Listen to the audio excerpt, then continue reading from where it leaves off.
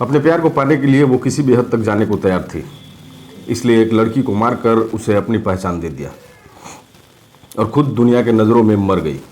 पिता ने उसका अंतिम संस्कार भी कर दिया, लेकिन एक दिन अचानक वो पिता के सामने जिंदा होकर आ गई। हर कत्ल के पीछे कोई ना कोई कारण जरूर होता है, लेकिन इस कत्ल की कहानी सबसे जुदा है। जिसका कत्ल हुआ उसका कातिल से दूर दूर तक किसी भी प्रकार का कोई विवाद या झगड़ा नहीं था और ना ही दूर दूर तक कोई पहचान थी, लेकिन फिर भी उसकी हत्या हुई और बड़े ही बेरहम तरीके से उसकी पहचान को भी मिटा दिया गया और उसे एक नई पहचान दे दी गई। लेकिन कुछ दिनों बाद ही कानून के लंबे हाथ कातिल तक पहुंच गए और जब कातिल ने पुलिस को कत्ल में शामिल किरदार और कत्ल के पीछे की वजह को बताया तो पुलिस भी चौंक गई। नमस्कार, मैं हूं सत्यम और आप देख रहे हैं खबर एक्सेस। दरअसल आज की कहानी एक ऐसे कत्ल की कहानी है जिसमें अपने प्यार को पाने के लिए एक 3 साल की मासूम बच्ची से उसकी मां की ममता को छीन लिया गया और मां को बेवजह ही मौत की नींद सुला दिया गया। इस कहानी की शुरुआत होती है उत्तर प्रदेश के गोरखपुर शहर के कमलेशपुरम कॉलोनी से। तारीख थी 10 जून सन 2011।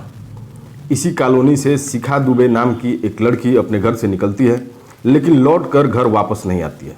काफ़ी देर होने के बाद लड़की के घर वाले उसकी तलाश करना शुरू कर देते हैं, लेकिन घंटों बीत जाने के बाद भी जब उसका कोई पता नहीं चलता है तो शक के आधार पर लड़की के घर वाले उसी कॉलोनी में रहने वाले दीपू के घर जाते हैं, क्योंकि शिखा दीपू से प्यार करती थी और उससे शादी करने की जिद कर रही थी।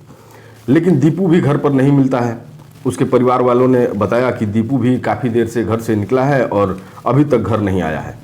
शिखा के घर वालों ने बेटी के गायब होने के पीछे दीपू का हाथ होने का आरोप लगाते हुए पुलिस को शिकायती पत्र दे दिया। पुलिस अभी शिखा को ढूंढने की कोशिश कर ही रही थी कि अगले दिन यानी कि 11 जून 2011 को शहर के सिंघड़िया इलाके के जंगलों में एक लड़की की लाश मिली। पुलिस ने जब उस लाश को देखा तो कद काठी और कपड़ों से शिखा के होने का शक हुआ। पुलिस ने तुरंत शिखा के पिता राम प्रकाश दुबे को पहचान करने के लिए मौके पर बुला लिया। पिता के साथ परिवार के अन्य सदस्य और रिश्तेदार भी वहां पहुंच गए जहां लड़की की लाश मिली थी। परिवार के लोग उस लड़की की लाश को देखते ही चीखने चिल्लाने लगे, क्योंकि उसने वही कपड़ा वही चप्पल पहना था जो शिखा पहनकर घर से निकली थी। उसके गले में एक ताबीज़ थी जो शिखा हमेशा पहनती थी। कद काठी भी बिल्कुल शिखा के जैसे ही था, लेकिन उसका चेहरा पहचान में नहीं आ रहा था, क्योंकि उसके चेहरे को बड़ी बेरहमी से कुचल दिया गया था। चेहरे पर खून के लाल रंगों के सिवा कुछ नहीं दिख रहा था। लाश की पहचान होने के बाद पुलिस ने लड़की के पिता राम प्रकाश दुबे से पूछा कि आपको किसी पर शक है जिसने ये किया हो। इस पर पिता राम प्रकाश दुबे ने तुरंत दीपू का नाम लिया और कहा कि उसी ने मेरी बेटी का कत्ल किया है, क्योंकि मेरी बेटी उससे प्यार करती थी और उससे शादी करने की जिद करती थी। वही मेरी बेटी को भगा कर ले गया था। इतना सुनने के बाद पुलिस ने पहले दर्ज की गई गुमशुदगी की रिपोर्ट को हत्या के धाराओं में तब्दील कर दिया और लाश को पोस्टमार्टम के लिए भेजकर कातिल की तलाश शुरू कर दी। इधर शिखा के परिवार वालों ने पोस्टमार्टम होने के बाद शव का अंतिम संस्कार कर दिया और कातिल को जल्द से जल्द गिरफ्तार करने की मांग करने लगे। इस घटना से लोगों में काफ़ी गुस्सा था, जिसको देखते हुए पुलिस के बड़े अधिकारियों ने भी कातिल को जल्द से जल्द गिरफ्तार करने के निर्देश दिए थे। लोगों के बढ़ते गुस्से और बड़े अधिकारियों के दबाव के चलते गोरखपुर पुलिस ने मामले में तुरंत कार्रवाई करते हुए दीपू के परिवार वालों और उसके दोस्तों से कड़ाई से पूछताछ और छानबीन शुरू कर दिया। पूछताछ में पुलिस को दीपू के एक खास दोस्त के बारे में जानकारी मिली। पुलिस ने उसे भी पकड़ा और पूछताछ किया तो उसने बताया कि दीपू उत्तर प्रदेश के सोनभद्र में हो सकता है। इतना जानकारी मिलने के बाद गोरखपुर पुलिस ने अपनी जांच की दिशा सोनभद्र की तरफ कर दिया और दीपू के फोटो के सहारे तलाश करते हुए वहां तक पहुंच गई जहां वो अपना नाम बदल कर छुप कर रह रहा था। सादे ड्रेस में पुलिस तलाश करते हुए एक मकान के कमरे तक जा पहुंची और जब कमरे का दरवाजा खटखटाया तो उस दरवाजे को एक लड़की ने खोला, जिसे देखकर पुलिस चौंक गई और सोचने लगी कि वो जो देख रही है वो सच है या उसकी आंखों का भ्रम, क्योंकि वो लड़की कोई और नहीं बल्कि वही मरी हुई शिखा दुबे थी जिसके कातिल का तलाश करते हुए पुलिस वहां तक पहुंची थी। पुलिस ने बिना समय गंवाए उस लड़की को गिरफ्तार कर लिया और जब कमरे की तलाशी ली गई तो दीपू भी वहीं उसी कमरे में मिल गया। लेकिन पुलिस के सामने अब एक नया सवाल खड़ा हो गया कि जब शिखा जिंदा है तो मरने वाली लड़की कौन थी, जिसका शिखा के पिता राम प्रकाश दुबे ने अंतिम संस्कार भी कर दिया था। अब इसी सवाल के साथ पुलिस ने शिखा और दीपू को गोरखपुर लाया और उनसे पूछताछ किया। पूछताछ में दोनों ने बेहद हैरान करने वाली बातें बताई। शिखा और दीपू ने पुलिस को बताया कि इस पूरी कहानी में सिर्फ वही नहीं बल्कि 2 और बड़े किरदार हैं। जिसमें सबसे अहम दीपू का दोस्त सुग्रीव और उसके ट्रक का खलासी बलराम भी है। आगे की पूछताछ में शिखा और दीपू ने पुलिस को बताया कि दोनों एक दूसरे से बहुत प्यार करते हैं और दोनों शादी करना चाहते थे, लेकिन घर वालों को ये मंजूर नहीं था।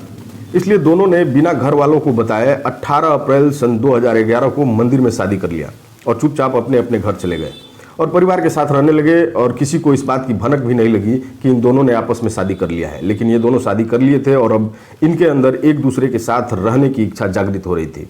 मगर ये बात पता थी कि घर वाले ऐसा होने नहीं देंगे। घर वालों को ये कतई मंजूर नहीं था कि ये दोनों शादी करें और एक साथ रहें। और ये बात भी इन दोनों को बखूबी मालूम थी कि अगर ये भागते हैं, घर छोड़कर कहीं जाते हैं, तो जाहिर सी बात है पुलिस केस होगा और ये पकड़े जाएंगे और पकड़े जाने पर फिर इनको अलग अलग ही रहना होगा। इसलिए दीपू ने अपने दोस्त सुग्रीव से सारी बात बताई और उससे कोई उपाय करने को कहा जिससे दोनों एक साथ रह सके और कोई उन्हें ढूंढ भी न पाए। इस पर सुग्रीव ने दीपू से कहा कि यदि कोई ऐसी लड़की मिल जाए जो शिखा के जैसी दिखती हो तो उसे मारकर उसको शिखा की पहचान देकर दुनिया के नज़रों में शिखा को हमेशा के लिए मार दिया जाएगा और फिर कभी कोई शिखा को नहीं ढूंढेगा और तुम दोनों एक दूसरे के साथ हमेशा हमेशा के लिए आराम से रह सकोगे। दीपू को ये प्लान काफ़ी पसंद आया और उसने सुग्रीव से पूछा कि ऐसी लड़की मिलेगी कहाँ।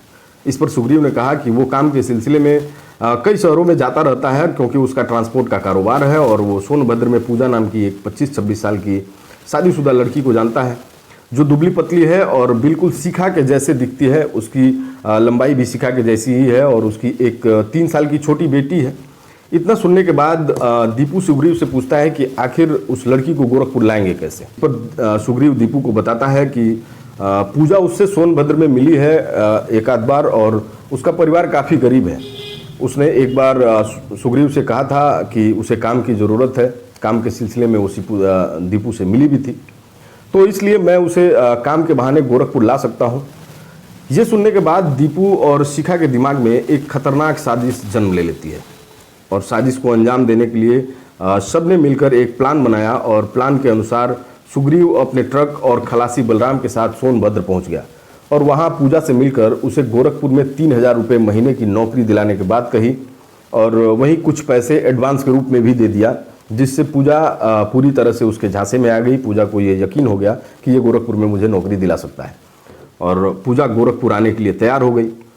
गोरखपुर आने से पहले उसने अपने घर के किसी सदस्य को बुलाकर अपनी जो 3 साल की छोटी बेटी थी, जो मासूम बेटी थी, उसे देख रेख करने के लिए उस सदस्य को सौंप दिया और गरीबी में घर का खर्चा चलाना आसान हो जाए इसके लिए सुग्रीव के साथ गोरखपुर के लिए रवाना हो गई। मगर उसे क्या पता था कि गोरखपुर में नौकरी नहीं बल्कि मौत मिलेगी।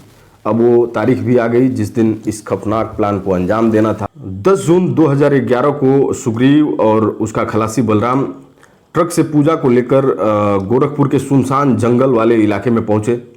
यहाँ आने के बाद पूजा को बताया गया कि कुछ लोग मिलने आने वाले हैं। इसी बीच मौका देखकर सुग्रीव दीपू को फ़ोन करके सारी बातें बता देता है और शिखा को लेकर वहाँ आने को कहता है जहाँ वो पूजा को लेकर पहुँचा था। दीपू ने भी पहले से ही पूरी तैयारी कर रखी थी, यानी कि पहले से ही शिखा के लिए नए कपड़े और चप्पल खरीद कर रख लिए थे। उसके बाद दोनों उस जगह पर पहुँच जाते हैं जहाँ ट्रक खड़ा था। उसके बाद बातों ही बातों में पूजा को फंसाकर उस जगह से दूर लेकर जाते हैं जहां किसी को शक न हो कि उनकी हत्या हुई है और दोनों ने मिलकर पूजा की गला दबाकर हत्या कर दी। इसके बाद शिखा जो कपड़े पहनकर घर से आई थी उसे उतारकर सबने मिलकर पूजा को पहना दिया और उसके कपड़े अपने पास रख लिया। शिखा ने जो ताबीज़ पहना था उसे भी पूजा की लाश को पहना दिया और जिस चप्पल को पहनकर वो घर से निकली थी उसे भी पूजा के लाश के पास छोड़ दिया। इसके बाद दीपू और सुग्रीव ने धारदार और भारी हथियार से पूजा के चेहरे को बुरी तरह से कुचल दिया, जिससे कि किसी भी तरह से चेहरे की पहचान न हो सके। इस तरह सुग्रीव के कहने पर मरी हुई पूजा को शिखा का पहचान देकर दीपू और शिखा दूसरी गाड़ी से सोनभद्र चले गए। वहां अपनी पहचान छुपाकर रहने लगे। इधर सुग्रीव और उसका खलासी बलराम शव को घटनास्थल से लाकर सिंघड़िया के पास जंगल के इलाके में फेंक दिए और हथियार को दूर नहर में ले जाकर फेंक दिए ताकि किसी को भी इस बारे में भनक नहीं लग सके कि कुछ इस तरह का यहाँ हुआ है। इस तरह से इस पूरे केस का खुलासा पुलिस ने 21 जून 2011 को किया था और शिखा को जब उसके पिता से मिलवाया गया तो उन्हें भरोसा ही नहीं हुआ कि उनकी बेटी जिंदा है। वो कभी ये सोचे ही नहीं थे कि जिस बेटी का वो अपने हाथों से अंतिम संस्कार कर चुके हैं उसे कभी अपने सामने जिंदा भी देख पाएंगे।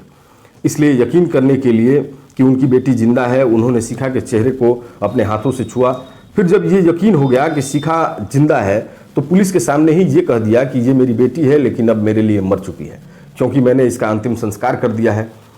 इस केस में पुलिस ने दीपू, शिखा, सुग्रीव और खलासी बलराम को गिरफ्तार कर जेल भेज दिया।